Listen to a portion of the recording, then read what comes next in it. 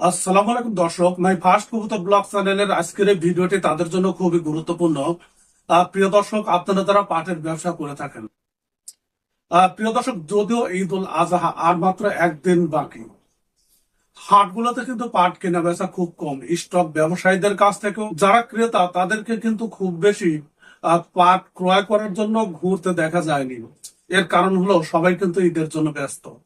তারপরেও কিন্তু এর মধ্যে একটি খুশির খবর, সেটি হলো পাটের বাজার দরটা কিন্তু আরেক ধাপ বৃদ্ধি পেয়েছে।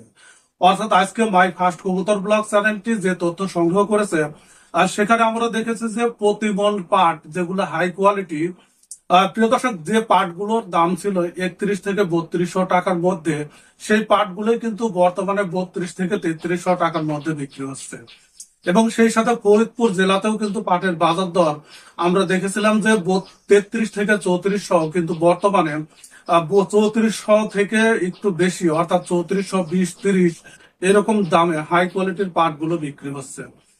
প্রিয় দর্শক, এছাড়া দক্ষিণ অঞ্চলের পাটের বাজার দর 28 থেকে 3000 টাকা পর্যন্ত প্রতিমন বিক্রি হচ্ছে। তবে এখানে সাতক্ষীরা, মেহেরপুর এইসব অঞ্চলে 26 থেকে 2700 টাকা বিক্রি হচ্ছে। এবং উত্তর অঞ্চলের জেলাগুলো 2800 টাকা থেকে এলাকা ভেদে, কোয়ালিটি ভেদে 3100 টাকা পর্যন্ত বিক্রি হচ্ছে। প্রিয় দর্শক, তার মানে ঈদের আমেজ তারপরও কিন্তু পাটের বাজার দর বৃদ্ধির দিকে। সঙ্গে থাকুন মাই ফার্স্ট কবুতর ব্লগ চ্যানেলের, তাহলে প্রত্যেকদিন পাট সম্পর্কিত দারুণ দারুণ আপডেট সবার আগে আপনাদের কাছে পৌঁছে দেবে মাই ফার্স্ট কবুতর ব্লগ চ্যানেলটি।